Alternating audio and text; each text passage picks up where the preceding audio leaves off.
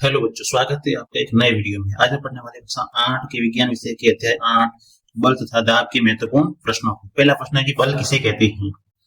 तो बल जो होता है वो किसी वस्तु पर लगने वाला धक्का या अभिकर्षण या फिर खिंचाव, जिसे अपकर्षण कहते हैं, को बल कहते हैं। तो किसी वस्तु पर लगने वाले धक्के या खिंचाव को क्या बोलते हैं? बल। दूसरा प्रश्न है कि बल का मात्रक क्या है। तो बल का मात्रक है न्यूटन। बल का मात्रक है न्यूटन। फिर दाब की परिभाषा लिखिए। तो दाब की परिभाषा है कि किसी पृष्ठ के प्रति एकांक क्षेत्रफल पर लगने वाले बल को दाब कहते हैं और दाब का सूत्र है बल बटे क्षेत्रफल। अगला सवाल है संपर्क बल के दो उदाहरण दीजिए। तो संपर्क बल है, उसमें है पेशीय बल और घर्षण बल, ये है दोनों है संपर्क बल के उदाहरण। अगला सवाल है कि बल कितने प्रकार का है। तो बलों को मुख्य रूप से दो श्रेणियों में बांटा गया है। पहला है संपर्क बल। तो संपर्क बल जब बल लगाने वाली वस्तु और जिस पर बल लग रहा है वे एक दूसरे के संपर्क में हो तो वहां पर संपर्क बल लगेगा। कि जब बल लगाने वाली वस्तु और जिस वस्तु पर बल लग रहा है वो दोनों एक दूसरे के संपर्क में होंगे तो वहां पे संपर्क बल है वो लगेगा। जैसे पहला है उसमें पेशीय बल। कि पेशीय बल हमारी मांसपेशियों के द्वारा लगाया जाता है। जो हमारी मांसपेशियों के द्वारा लगाया जाने वाला बल होता है, जो भी हम दैनिक कार्य करते हैं वो सब पेशियों के द्वारा ही होता है। तो हमारी मांसपेशियों के द्वारा जो भी बल लगाया जाता है उसको हम बोलते हैं पेशीय बल। दूसरा बल है कि घर्षण बल। घर्षण बल है वो दो सतहों के बीच गति का विरोध करने वाला बल होता है। कोई वस्तु चल रही है और थोड़ी देर के बाद में अपने आप रुक जाती है। क्यों रुकती है? क्योंकि घर्षण बल के कारण कि दोनों की सतहों के बीच में एक बल कार्य करता है जो उस वस्तु की गति का क्यों कर रहा है? विरोध कर रहा है, उसको रोक रहा है। तो उस बल को हम बोलते हैं घर्षण बल। तो संपर्क बल में दो बल है, पेशीय बल और घर्षण बल। फिर अगला है असंपर्क बल। तो असंपर्क बल का मतलब होता है कि जो बिना भौतिक संपर्क के बीच किसी वस्तु पर बल लगता है। कि कोई वस्तु के संपर्क में आए बिना भी उस पर क्या लग रहा है? बल लग रहा है। अपन ने उस वस्तु को हाथ में लगाया फिर भी दूसरी वस्तु को क्या लग रहा है? बल लग रहा है। वो आगे खिसक रही है, पीछे हो रही है, तो वहां पे क्या होगा? असंपर्क बल होगा। जैसे चुंबकीय बल, कि चुंबक द्वारा लोहे की वस्तुओं पर लगाया गया बल। चुंबक के द्वारा जब कोई भी लोहे की वस्तु है वो पड़ी हुई है, चुंबक उसके पास में लेके जाते हैं तो वो अपने आप उस पर आकर के चिपक जाती है। हम उस लोहे की वस्तु के हाथ नहीं देंगे तो भी अपने आप चुंबक के वो क्या हो जाएगी? चिपक जाएगी। तो इसका मतलब है कि वहां पर अपन ने दूसरी वस्तु के हाथ नहीं लगाया है फिर भी वो आगे चुंबक के चिपक गई है। तो इसका मतलब है वो कि वो कौन सा है? असंपर्क बल काम कर रहा है। और चुंबकीय बल है वो कैसा है? असंपर्क बल है। इसमें दूसरा है कि स्थिर वैद्युत बल। तो स्थिर वैद्युत बल एक आवेशित वस्तु द्वारा दूसरी आवेशित या अनावेशित वस्तु पर लगाया गया बल, उसको बोलते हैं स्थिर वैद्युत बल।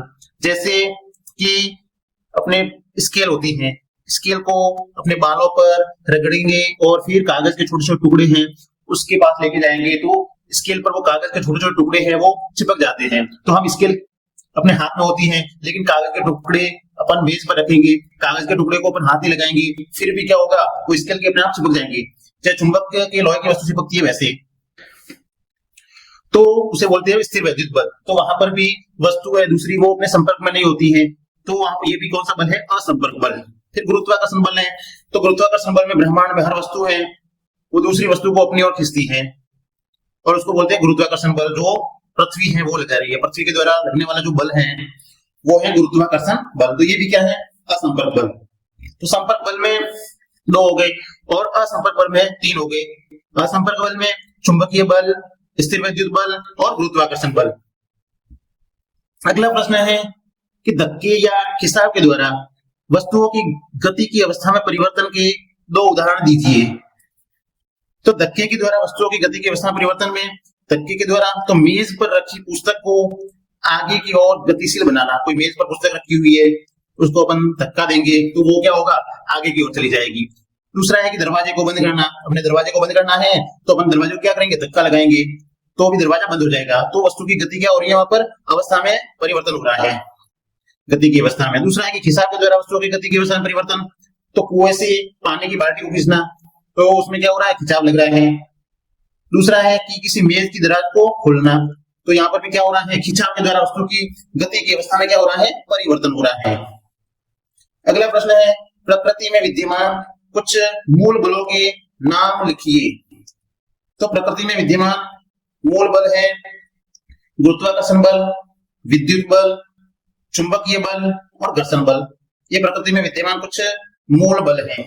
पहला है गुरुत्वाकर्षण बल। तो गुरुत्वाकर्षण बल के बारे में पढ़ा कि पृथ्वी लगाती है, दोनों जो पृथ्वी के द्वारा जो बल लगता है वो होता है गुरुत्वाकर्षण बल।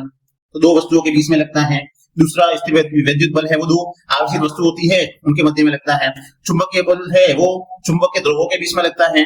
चुंबक के ध्रुव अर्थात किसी चुंबकीय पदार्थ के बीच लगने वाला बल होता है।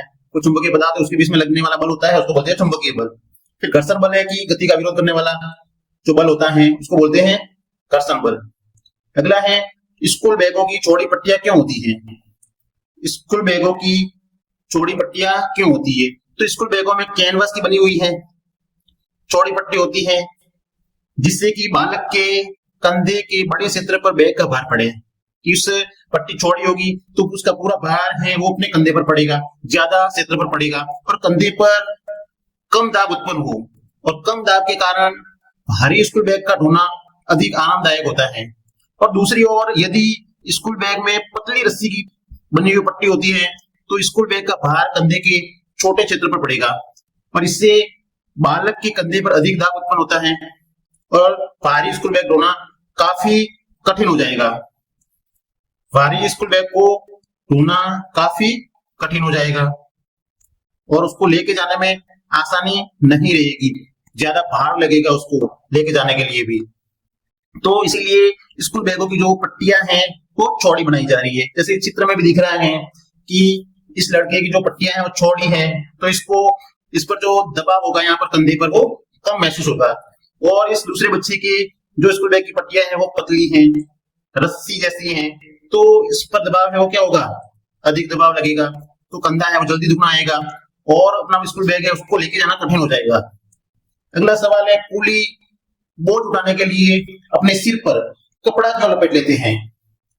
तो कूली अपना सिर पर कपड़ा इसलिए लपेटते हैं ताकि सिर और बोझ के बीच में संपर्क का क्षेत्र बढ़ जाए और अधिक क्षेत्रफल होने से सिर पर पड़ने वाला दबाव है वो कम हो जाता है। और यह जो कपड़ा होता है सिर पर एक गद्दी का काम करता है, गद्दी के जैसे काम करता है।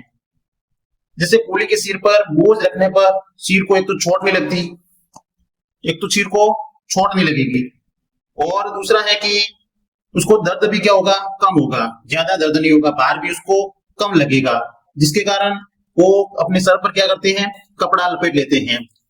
एक तो भार कम लगे, चोट भी नहीं लगे और उसका क्षेत्रफल है जो वो बढ़ जाता है और क्षेत्रफल अधिक होता है तो जो पड़ने वाला दबाव है या भार है वो भी कम महसूस होता है। फिर अगला सवाल है कि वायुयान की आकृति पक्षी के समान क्यों बनाई जाती है। वायुयान की आकृति पक्षी के समान क्यों बनाई जाती है। तो इसका उत्तर है कि वायुयान की आकृति पक्षी के समान वायु के घर्षण बल को कम करने के लिए बनाई जाती है। घर्षण बल है उसको कम करने के लिए, जब कोई वस्तु हवा में बहुत तेजी से गति करती है तो उसके विपरीत दिशा में एक बल लगता है घर्षण बल। तो इस घर्षण बल को काबू करने में सारी उसकी ऊर्जा है वो चली जाएगी। अगर उसको पक्षी की आकृति का या एक विशेष प्रकार की आकृति का नहीं बनाएंगे तो उसकी सारी ऊर्जा है वो उस घर्षण को काबू करने में चली जाएगी। इसलिए पक्षी की धारा रेखीय आकृति हवा को आसानी से चीरते हुए आगे बढ़ने में मदद करती है, जिससे घर्षण कम होता है और ऊर्जा की भी बचत। इसी सिद्धांत का उपयोग करके वायुयानों को भी विशिष्ट आकृति का बनाया जाता है ताकि वे कम ऊर्जा खर्च करके तेजी से उड़ सके। अगला सवाल है पेशीय बल की उपयोगिता को उदाहरण द्वारा समझाइए। तो पेशीय बल वह बल है जो हमारे मांसपेशियों के द्वारा लगाया जाता है। मांसपेशियों के द्वारा जो बल लगाया जाता है उसको बोलते हैं पेशीय बल। और जो भी अपन दैनिक क्रियाकलाप करते हैं उनमें पेशीय बल ही काम आता है। जैसे हाथ से पानी की बाल्टी को उठाना, चलना, दौड़ना, कूदना या फुटबॉल को किक मारना, ये सब पेशीय बल के द्वारा ही होता है। भोजन को आहार नाल में आगे की ओर धकेलना, ये क्रिया भी पेशीय बल के द्वारा ही संपन्न की जाती है। तो भोजन है वो आहार नाल में अपने अंदर की तरफ आमाशय में जा रहा है तो इसको धकेलना काम है वो अपने पेशीय बल के द्वारा ही होता है। अगला है कि किसी उपग्रह को कक्षा में प्रमोचित करने के लिए किसी रॉकेट को ऊपर की ओर प्रक्षेपित किया गया, तो प्रक्षेपण मंच को छोड़ने के तुरंत बाद रॉकेट पर लगने वाले बलों के नाम बताइए। तो एक तो गुरुत्वाकर्षण बल लगता है जो रॉकेट को नीचे खींचने का काम करता है, और एक उत्थापक बल लगता है जो उसको ऊपर की ओर रॉकेट को धकेलने का काम करता है। फिर तरल में गति करती वस्तुओं की आकृति विशेष प्रकार की क्यों बनाई जाती है?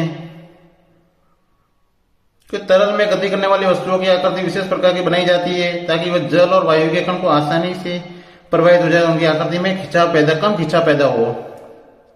आकृति विशेष प्रकार की बनाते हैं जिससे जल और वायु के कण आसानी से वस्तु के चारों ओर प्रवाहित हो जाए और उनको आकृति में कम प्रतिरोध पैदा करे। जैसे यहाँ पर है तो मछली इधर से पानी को छीरते हुए आधा पानी ऊपर से होकर जाएगा, आधा नीचे से होकर चला जाएगा, ये भी ऐसे ही चला जाएगा।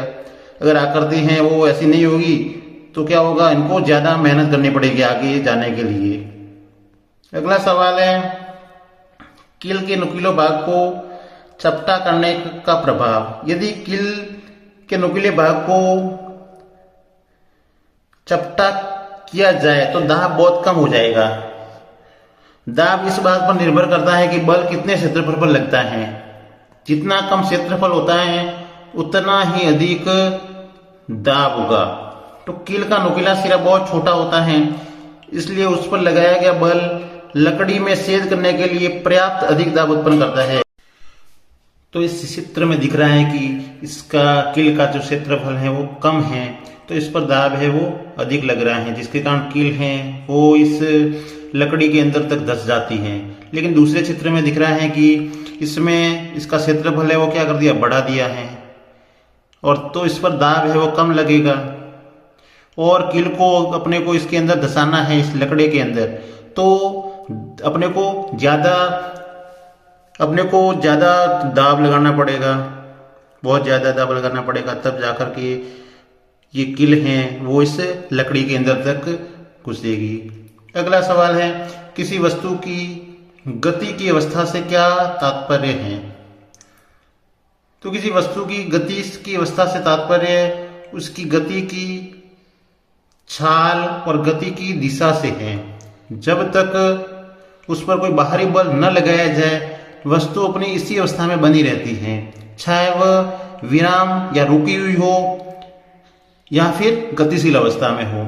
जब तक कि हम किसी वस्तु पर कोई बाहरी बल नहीं लगाएंगे तब तक वो वस्तु है वो उसी अवस्था में बनी रहेगी जिस अवस्था में वो है। अगर कोई वस्तु रुकी हुई है तो वो रुकी हुई रहेगी, अगर कोई गतिशील है तो गतिशील ही रहेगी। जैसे यहाँ पर चित्र में दिखाया हुआ है कि फुटबॉल है वो विराम अवस्था में है यहाँ पर, तो ये रुकी हुई है, विराम अवस्था में है।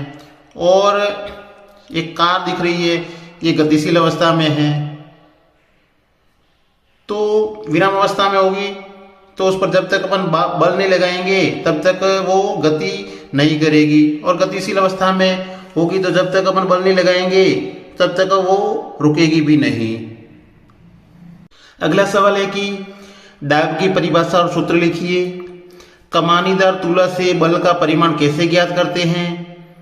और एक दोलक 4 सेकंड में 46 बार दोलन करता है, तो इसका आवर्तकाल और आवर्ती ज्ञात कीजिए। तो पहले प्रश्न का उत्तर है कि दाब की परिभाषा, तो किसी पृष्ठ के प्रति एकांक क्षेत्रफल पर लगने वाला जो बल होता है, एकांक क्षेत्रफल पर जो लगने वाला बल होता है उसको बोलते हैं दाब। तो दाब का मतलब होता है क्षेत्रफल जिस पर वह लगता है। दाब का जो सूत्र होगा दाब बटे क्षेत्रफल जिस पर ये बल है वो लगता है। फिर दूसरा है कि कमानीदार तुला। कमानीदार तुला वह यंत्र है जिसके द्वारा किसी वस्तु पर लगने वाले बल को मापा जाता है। इसमें जो कमानीदार तुला होती है उसमें एक कुंडलित कमानी होती है, ये दिख रहा है चित्र, इसमें कुंडलित कमानी होती है जिसमें बल लगाने पर उसमें प्रसार होता है। ये कमानी है, इसमें जैसे बल लगेगा तो इसमें प्रसार होता है।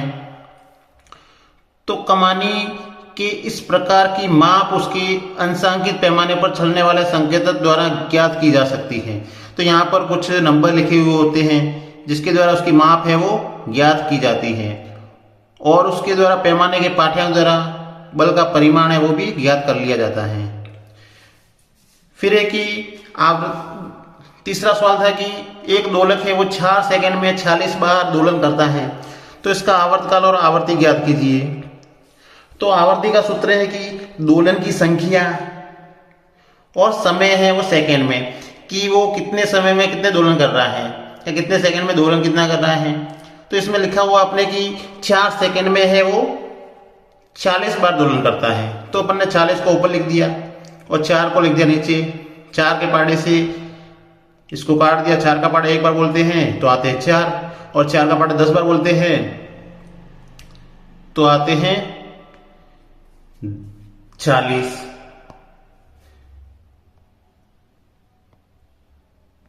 तो उत्तर हो गया 10 हर्ट्ज। कितना उत्तर होगा? 10 हर्ट्ज। अगला है कि आवर्तकाल भी ज्ञात करना है, तो अपने पास में आवर्ती आ गई है, तो आवर्तकाल का सूत्र होता है 1/आवृत्ति।